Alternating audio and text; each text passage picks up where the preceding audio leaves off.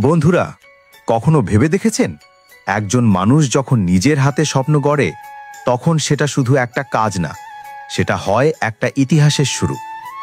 দেখুন এই ভাইটাকে, ইট, বালু, সিমেন্ট আর রড দিয়ে কি নিখুঁতভাবে তৈরি করছে একটা ছোট্ট বিল্ডিং।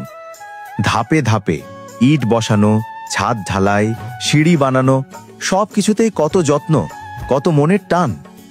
এটা হয়তো কারো চোখে শুধু একটা মডেল বিল্ডিং, কিন্তু যারা স্বপ্ন দেখতে জানে তাদের কাছে এটা এক বিশাল অনুপ্রেরণা।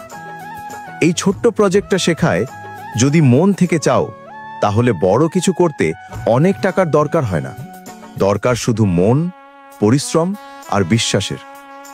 একজন রাজমিস্ত্রি, একজন নির্মাণ শ্রমিক, তার হাতে লেগে থাকে ঘামের গন্ধ, কিন্তু সেই হাতেই জন্ম নেয় স্বপ্নের ঘর। এই ভাইটি সেই উদাহরণ। নিজের মেধা আর পরিশ্রমে বানিয়ে ফেলেছে একটা অসাধারণ গ্যাজেট, ছোট কিন্তু নিখুঁতভাবে সাজানো একটা বিল্ডিং।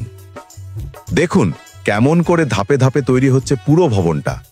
প্রথমে ভিত্তি, তারপর ইট বসানো, সিঁড়ি, ছাদ, জানালা, শেষে যখন রং লাগিয়ে দরজা জানালা বসায় তখন মনে হয় এ যেন এক জীবন্ত স্বপ্ন। বন্ধুরা, এই মানুষটার কাজ আমাদের একটা শিক্ষা দেয়, যদি মন ঠিক থাকে তাহলে হাতের কাজেই তৈরি হয় ভাগ্য। তাই ছোট করে শুরু করুন, বড় স্বপ্ন দেখুন, কারণ একদিন আপনার পরিশ্রমও কারো অনুপ্রেরণা হয়ে উঠবে।